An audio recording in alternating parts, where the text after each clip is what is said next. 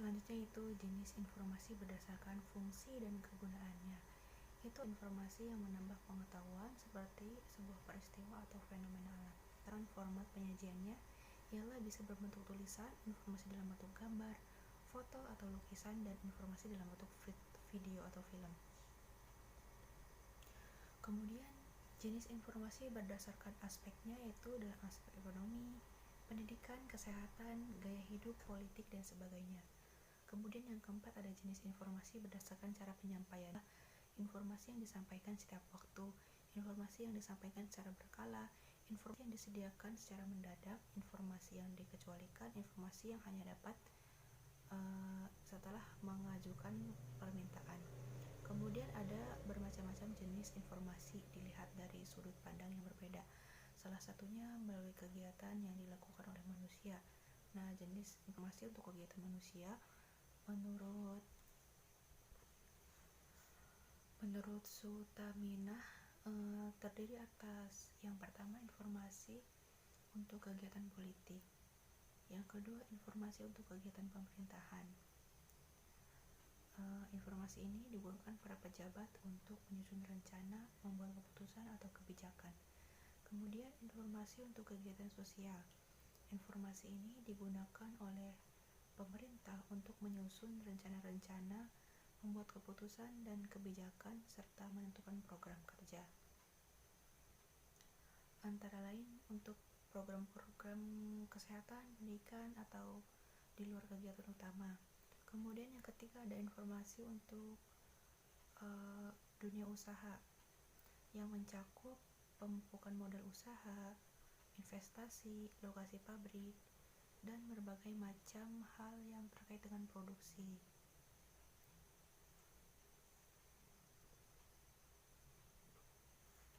Kemudian yang keempat ada informasi untuk kegiatan militer.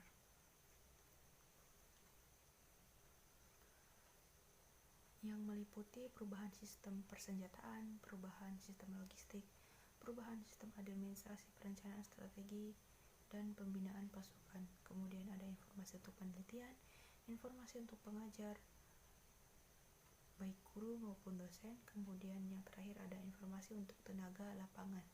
Tenaga lapangan ini seperti penyuluh pertanian maupun penyuluh kesehatan. Kemudian informasi untuk pelajar dan mahasiswa. Bismillahirrahmanirrahim. Saya Dede Ruhaiti akan menjelaskan materi tentang karakteristik pemaknaan informasi. Informasi sangat berperan dalam komunikasi manusia. Dalam suatu organisasi, karakteristik informasi yang disesuaikan dengan jajaran manajemen untuk menyelaraskan informasi yang dibutuhkan sesuai dengan tugas yang diembannya. Oleh karena itu, jajaran manajemen perlu mengenali karakteristik informasi. Dan karakteristik informasi itu diantaranya yang pertama, luas informasi. Nah, luas informasi adalah seberapa luas ruang lingkup informasi tersebut. Misal, pada manajemen tingkat bawah, luas informasi yang dibutuhkan lebih terbatas daripada manajemen tingkat menengah, apalagi manajemen yang sudah tingkat atas. Tentunya, informasi yang dibutuhkan lebih luas. Misalnya, manajemen tingkat bawah pada subbagian akademis membutuhkan informasi berapa jumlah anggaran untuk pengelolaan administrasi akademis di fakultas tersebut. Sementara itu, manajemen tingkat menengah, yaitu kepala bagian tata usaha, membutuhkan informasi berapa dana yang didapat untuk pengelolaan ketatausahaan yang meliputi bidang akademis, rumah tangga, serta kepegawaian dan keuangan. Sementara itu, manajemen tingkat atas, misalnya pembantu dekan, bidang administrasi dan keuangan, perlu mengetahui informasi berapa dana yang didapat untuk kebutuhan seluruh fakultas. Ini meliputi tata usaha dan jurusan-jurusan yang ada. Yang kedua, kepadatan informasi. Kepadatan informasi yang dimaksud adalah seberapa berisinya informasi yang diterima. Misalnya, untuk manajemen tingkat atas, informasi yang dibutuhkan adalah informasi yang terseleksi dan padat tetapi mencakup hal-hal yang luas. Untuk manajemen tingkat menengah, informasi yang dibutuhkan adalah informasi yang cukup padat tetapi tidak terlalu luas dan cukup terseleksi untuk lingkup bidangnya yang beratkan bidang operasional. Sedangkan untuk manajemen tingkat bawah, informasi yang dibutuhkan tidak sepadat dan terseleksi tingkat menengah, tetapi sangat terseleksi untuk sub bidang tugasnya. Ketiga, frekuensi informasi. Frekuensi informasi artinya keseringan informasi atau tingkat rutinitas informasi yang dibutuhkan oleh masing-masing tingkatan manajemen. Untuk manajemen tingkat bawah, frekuensi informasi yang diterima lebih rutin sesuai dengan sifat pekerjaannya. Untuk manajemen tingkat menengah, frekuensi informasi tidak menentu dan mungkin bisa mendadak saat dibutuhkan pimpinan. Sementara itu, untuk manajemen tingkat atas, frekuensi lebih tidak terstruktur dan mendadak sewaktu-waktu untuk pengambilan keputusan. Yang keempat, waktu informasi. Waktu informasi adalah informasi tentang kondisi atau situasi yang telah dilalui dan akan dihadapi oleh organisasi tersebut di masa depan. Pada manajemen tingkat atas dan menengah, informasi yang dibutuhkan adalah informasi prediksi masa depan. Tingkat menengah lebih ke informasi masa kini, dan manajemen tingkat bawah lebih pada informasi historis untuk mengontrol tugas-tugas rutin yang telah dilakukan karyawan. Kelima, sumber informasi. Sumber informasi berarti sumber dari mana informasi tersebut didapat, yaitu sumber internal dan sumber eksternal. Sumber internal banyak dibutuhkan manajemen tingkat bawah untuk mengontrol kegiatan-kegiatan operasional sehari-hari. Sumber informasi eksternal banyak dibutuhkan oleh manajemen tingkat menengah dan atas yang digunakan untuk mendukung pengambilan keputusan strategi yang berjangkanya itu lebih panjang. Bismillahirrahmanirrahim. Assalamualaikum warahmatullahi wabarakatuh. Saya Fahmi Nur Zamzam ingin sedikit menjelaskan tentang informasi bermanfaat bagi penerima. Bila melihat dari pemahaman ini, jelas bahwa ada konteks bertolak belakang antara penerima dengan pemberi pesan. Di sini yang menjadi masalah terbesar dari informasi adalah bagaimana penafsiran orang akan sesuatu itu. Dan jelas bahwa bila bicara tentang penafsiran, tidak semudah itu dipahami.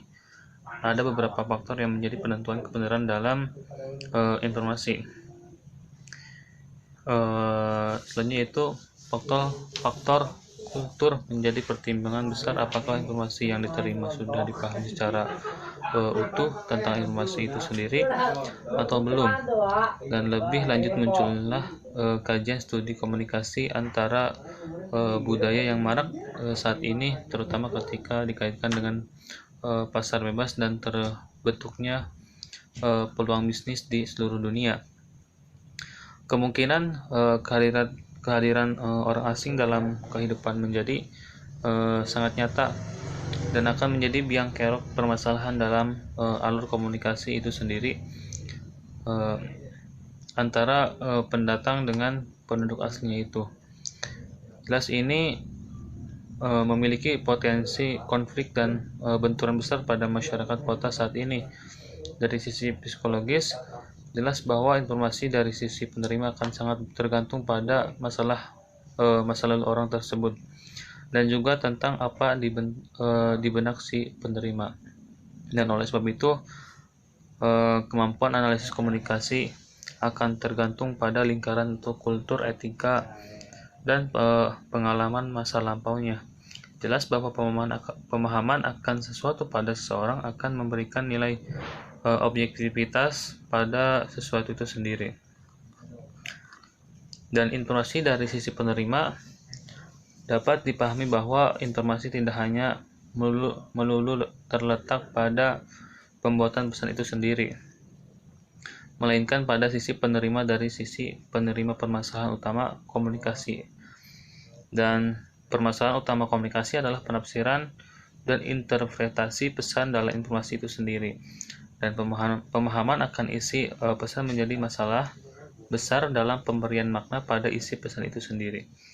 Perlu dipahami bahwa informasi yang sudah diterima atau oleh orang yang atau lembaga dituju akan menciptakan informasi baru, dan ini menjadikan konsep informasi yang berasal dari kutub penerima informasi tersebut.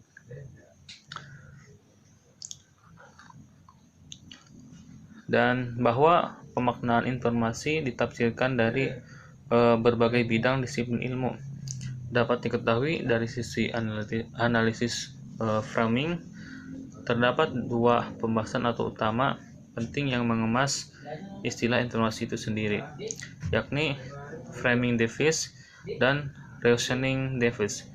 Dari framing device dapat diketahui tentang pilihan tautan dan istilah yang kerap dan utama dilakukan orang membahas istilah informasi.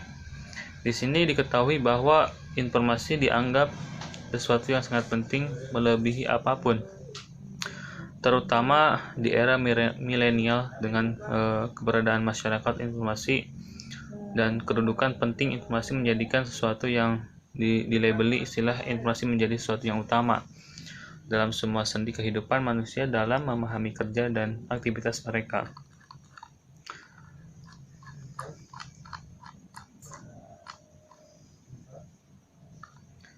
Terus,